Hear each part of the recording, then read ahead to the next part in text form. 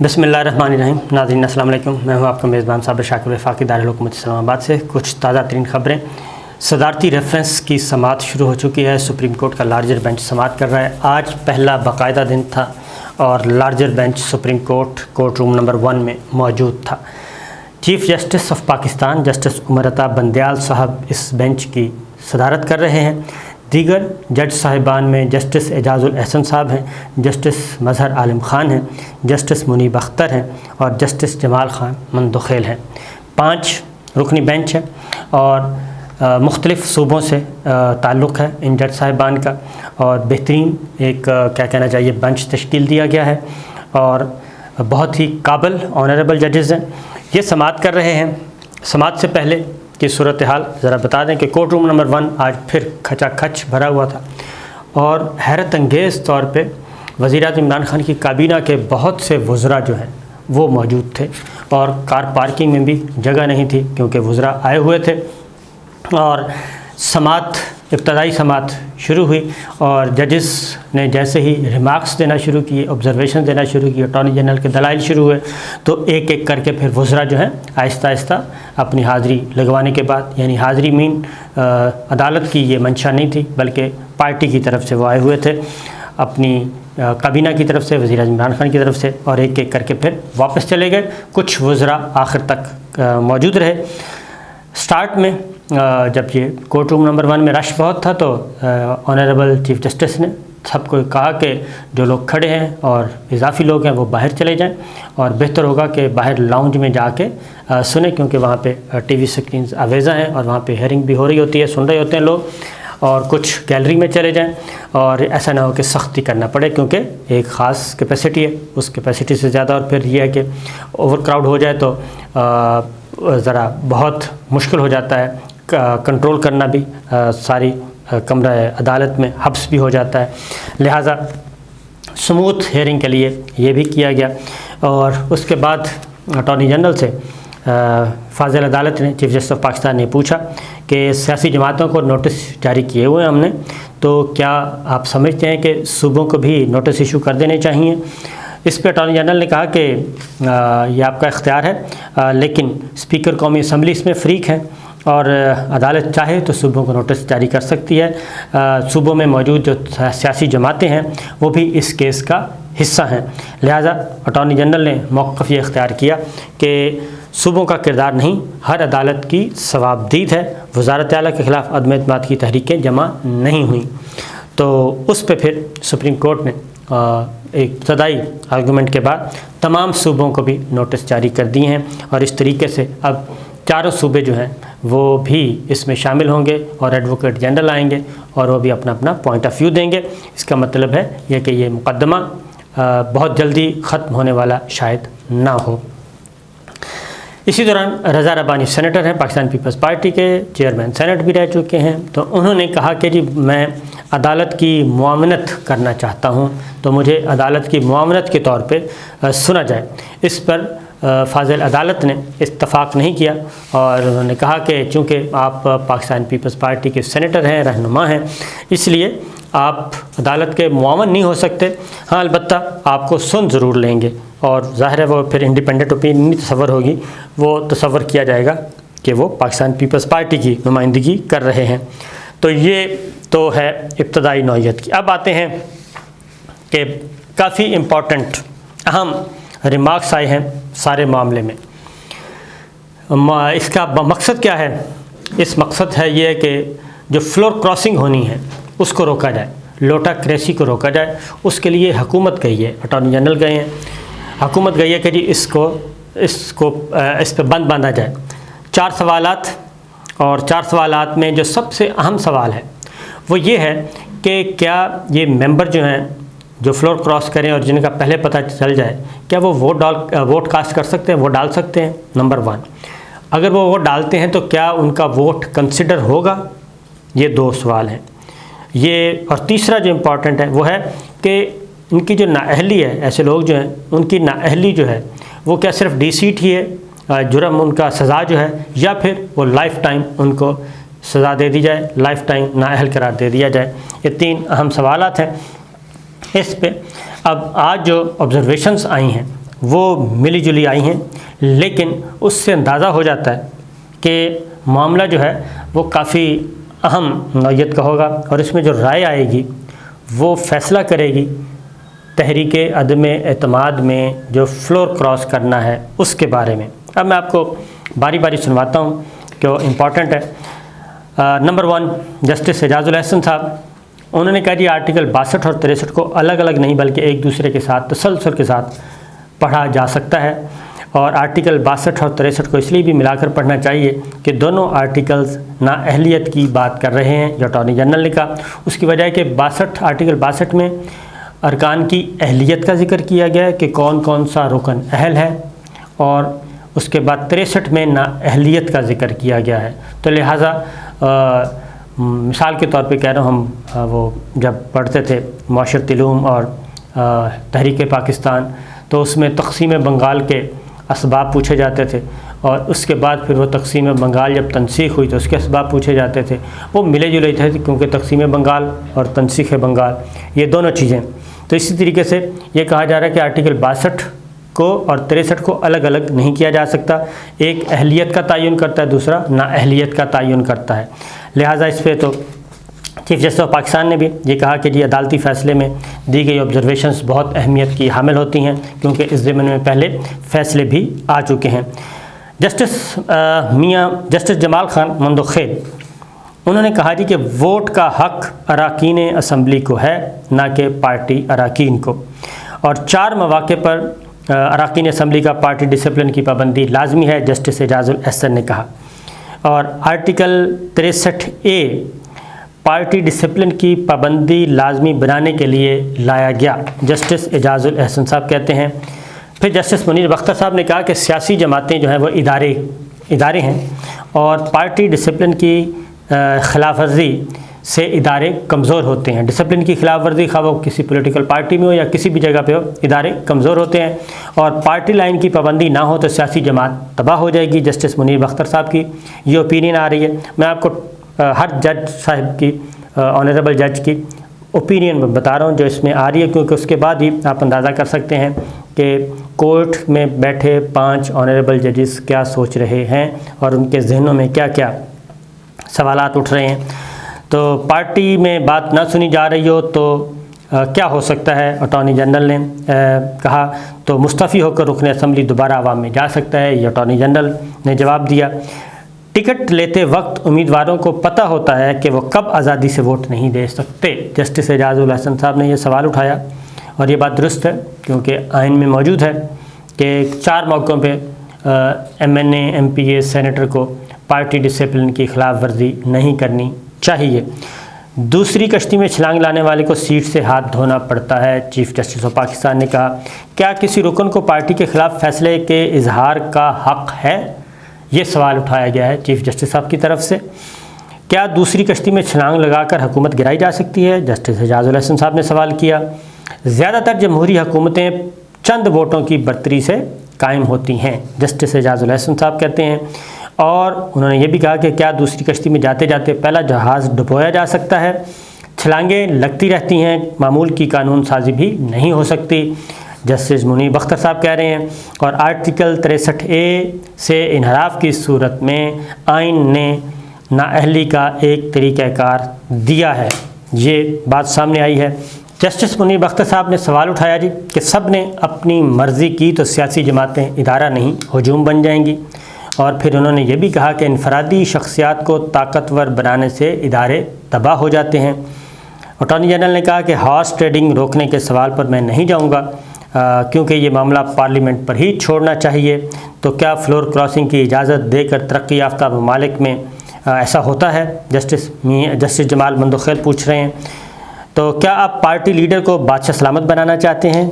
یہ سوال اٹھایا گیا، کیونکہ اگر ممبر پارلیمنٹ کو اگر اپنی رائے کے اظہار کا حق ہی نہیں ہے، اگر وہ ووٹ نہیں دے سکتا، وہ اختلاف نہیں کر سکتا، تو اس صورت میں جسٹس جمال مندوخیل کہہ رہے ہیں کہ کیا آپ پارٹی لیڈر کو بادشاہ بنانا چاہتے ہیں؟ تو اٹارنی جنرل نے اس کا جواب دیا کہ نہ ہی کسی کو بادشاہ اور نہ ہی کسی کو لوٹا بننا چاہیے۔ مغرب کے بعض ممالک میں فلور کراسنگ کی اجازت ہے، اٹارنی جنرل نے یہ جواب دیا کیونکہ آنریبل جج نے سوال پوچھا تھا۔ تو اس کے بعد ایک اور چیز آئی، جسٹس جمال خان مندوخیل نے ایک سوال کیا. انہوں نے کہا کہ ہر معاشرے کے اندر اپنے ناصور ہوتے ہیں. اٹارنی جنرل سے نے کہا تو کیا سیاسی جماعتوں کے اندر بحث ہوتی ہے؟ جسٹس جمال مندوخیل صاحب نے پوچھا. اس سے زیادہ بحث کیا ہوگی کہ سندھ ہاؤس میں بیٹھ کر پارٹی پر تنقید ہو رہی ہے. اٹارنی جنرل نے جواب دیا جتنا مرضی غصہ ہو پارٹی کے ساتھ کھڑے رہنا چاہیے. چیف جسٹس صاحب نے یہ کہا، اور انہوں نے یہ بھی کہا کہ مغرب میں لوگ پارٹی کے اندر غصے کا اظہار بھی کرتے ہیں، اور لیکن مسئلہ یہ ہے کہ اظہار کرتے ہیں اور ان کو پارٹی سے بھی نکالا جاتا.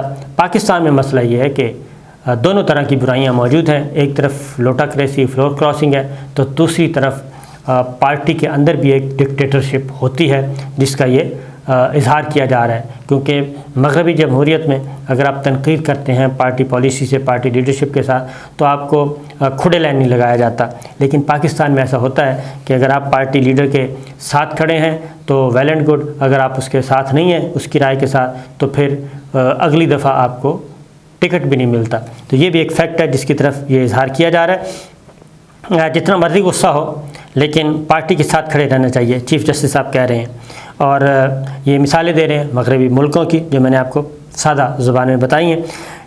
اس کے بعد آئین میں کوئی گنجائش ہے کہ رکن پارلیمنٹ کے ووٹ کو تسلیم نہ کیا جائے؟ Justice Umar Ata Bandial chief justice of Pakistan نے سوال اٹھایا. اور سب سے اہم سوال جو بات ہوئی آج، چیف جسٹس صاحب نے کہا کہ ہر رکن پارلیمنٹ کا ووٹ ڈالنے سے نہیں روکا جا سکتا. کسی بھی رکن پارلیمنٹ کو ووٹ ڈالنے سے نہیں روکا جا سکتا. یہ تو کلیئرٹی کے ساتھ ایک رائے آ گئی، چیف جسٹس آف پاکستان نے کہا.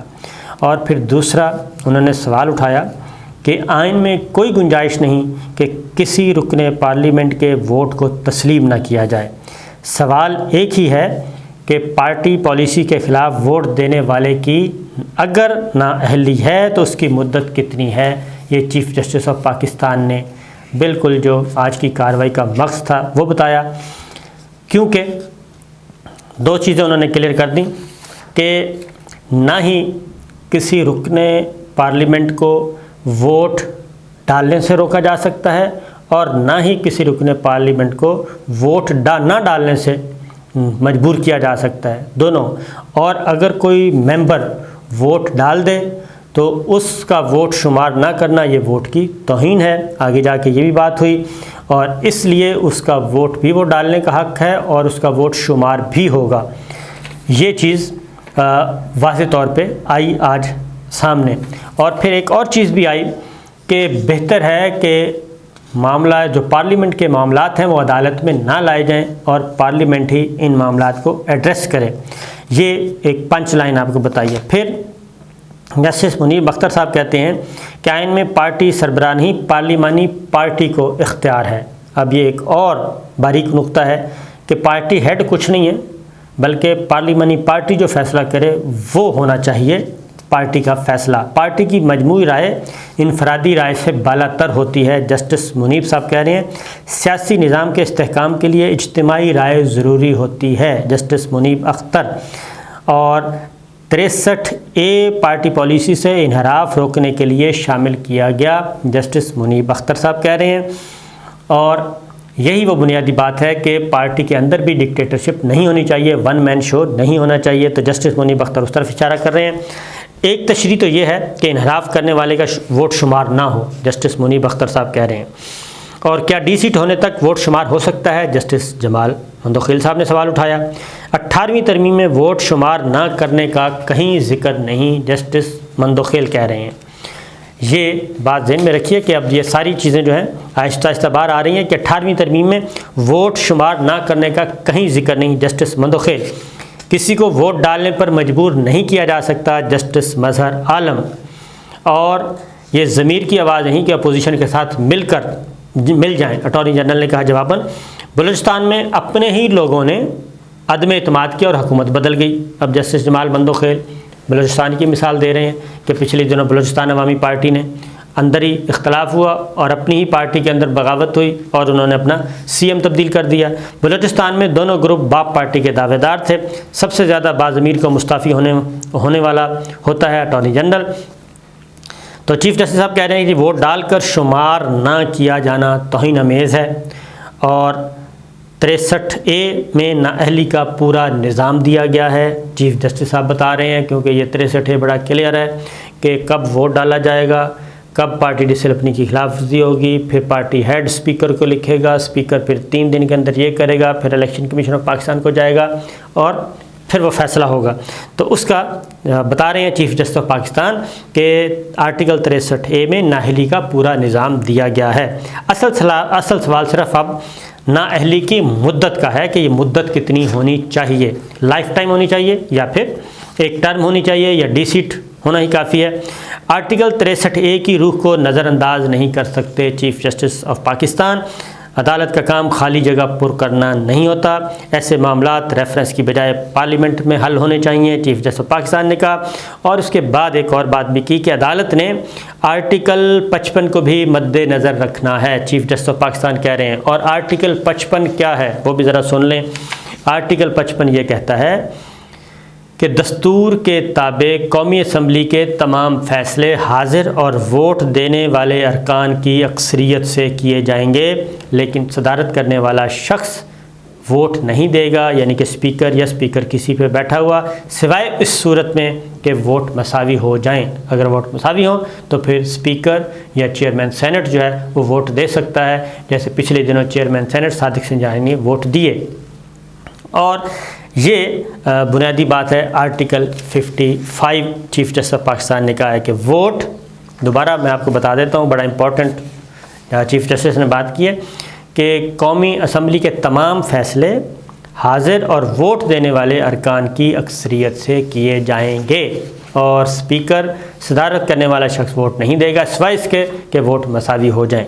تو یہ بھی چیف جسٹس آف پاکستان نے کہا کہ عدالت نے آرٹیکل 55 کو بھی مد نظر رکھنا ہے، یعنی کہ ووٹ ڈالنے سے روکا بھی نہیں جا سکتا، ووٹ نہ ڈالنے پر مجبور بھی نہیں کیا جا سکتا، اور اگر کوئی رکن قومی اسمبلی، رکن پارلیمنٹ اگر ووٹ ڈال دے تو پھر اس کا ووٹ شمار ہوگا، الا یہ کہ کوئی اور وجہ نہ ہو، جیسے ڈبل ہوتی ہے یا بیلٹ پیپر پہ نشان ہو جاتا ہے اس طرح سے۔